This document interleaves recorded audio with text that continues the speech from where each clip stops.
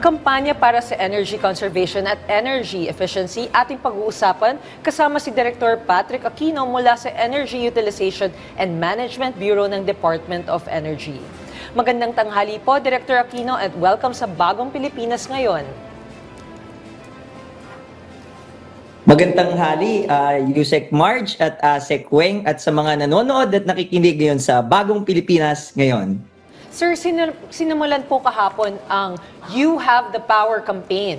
Ano po bang layunin nito at kahalagahan? Sinimulan natin nga kahapon sa pakipagtulungan sa ating Presidential Communications Office, PCO, at yung ating mga pribadong sektor, kagaya po ng ating SM, Daikin, just to name a few, yung You Have the Power campaign. Ito po yung ating mall caravan tour na layon po nating bigyan ng impormasyon at i-empower ang ating mga kabataan sa mga bagay na makakatulong sa kanila hinggil sa energy efficiency, renewable energy, at yung mga energy conserving tips na maaari nilang gawin sa kanilang pang-araw-araw na buhay. Sir, ano po ba yung role ng komunikasyon para mapaunlad itong sustainability sa bansa, lalo na sa usaping enerhiya? Gaya ng sinabi nyo kanina, nagkaroon kayo ng meeting kahapon kasamang Presidential Communications Office. Mahalaga talaga yung komunikasyon dahil dito natin na ibabahagi sa ating kabataan yung pag-habit forming. Pag naibibigay natin ng mga konsepto na makakatulong sa kanila, maliliit na bagay lang ang ating binabanggit sa ating mga kabataan. Halimbawa, kapag ka gumagamit ng kuryente o hindi na ginagamit ang isang appliances, bubunutin ito. Meron ring mga energy efficient na teknolohiya na meron tayong energy labels, pipiliin nila yung mas mataas ang rating. Ang layo natin pagkakabataan ang ating tinutukan, habit forming nga. At ito ay dadalhin nila sa paglaki at maisasarin nila sa kanilang mga magulang at sa kanilang mga kasamahan. Okay. Sir, ano po ang mga kabilang sa mga aktibidad na inilatag at isasagawa kaugnay sa campaign na ito? At ano po yung mga lugar na susunod ninyong pupuntahan? Okay. Yung mga nakaaktibidad na ngayon, isang linggo tayo pumupunta sa ating mga malls. Nakalatag po ang ating mga programa, hindi lang dito sa Luzon. Pupunta rin po tayo sa ating Kabisayaan, sa Mindanao, sa Butuan, sa Norte. Meron rin po tayong mga activities. Tuloy-tuloy po yung ating mall caravan hanggang sa Setyembre. Ang mga aktibidad nito ay para sa ating mga kabataan. Meron tayong mga quiz bee, meron tayong poster making contest, at meron rin tayong mga games. Pag pumunta po ang ating mga kabataan dito sa ating mga mall activities, makikita po nila yung mga produkto na energy efficient at meron rin pong mga galleries na ang layon nga natin, ma-empower sila sa mga impormasyon hinggil sa energy efficiency, energy saving, renewable energy at iba pang mga teknolohiyang makakatulong sa kanilang pang-araw-araw na buhay. Director Patrick, gaano naman po kalaki at kahalaga yung role na gagampanan ng mga kabataan dito sa kampanyang ito?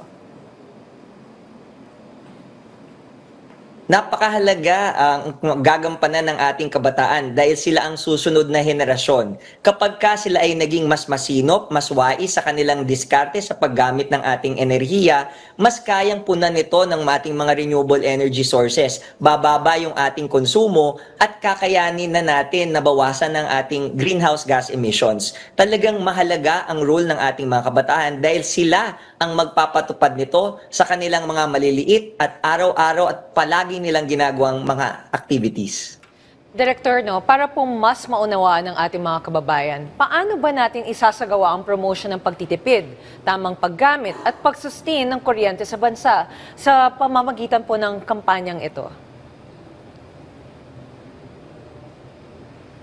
Yusek, ang ginagawa natin, habit forming. Bumupunta tayo sa mga basic concepts. Pinapaalalahanan natin yung ating kabataan, pasadahan nila yung kanilang araw-araw na ginagawa. Kung meron silang mga ginagamit na appliances, pag natapos silang gamitin, i-switch off nila ito. Kapag karaman dumarating rin ang ating mga pagkakataon na kailangan nilang ng renewable energy, binibigyan rin natin sila ng oportunidad na matutunan kung paano maglagay ng mga solar. At yun nga, yung pagbalanse ng ating mga pagkonsumo para sa susunod na henerasyon, talagang sigurado ang ating supply ng kuryente.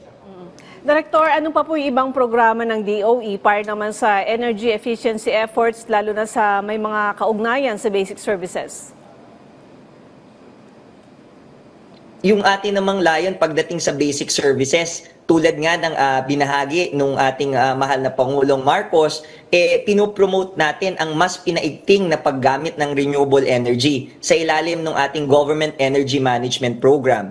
Ginagawa po natin yung mga energy audit para tignan natin kung saan may oportunidad ang ating mga government buildings and facilities na makamenos ng kanilang konsumo at makapag-install halimbawa ng mga solar rooftop PVs or ground-mounted PVs. Aasahan ng ating mga kababayan sa mga susunod na buwan na magkakaroon ng mga installations nga. Kailan lamang na ipag-partner ang ating Department of Energy sa Department of Health na ang layon nga pati ang ating health facilities ay malagyan ng mga energy efficient at renewable energy technologies. Director, kaugnay naman po sa Government Energy Management Program, kamusta po ba ang compliance ng mga ahensya ng gobyerno tungkol dito?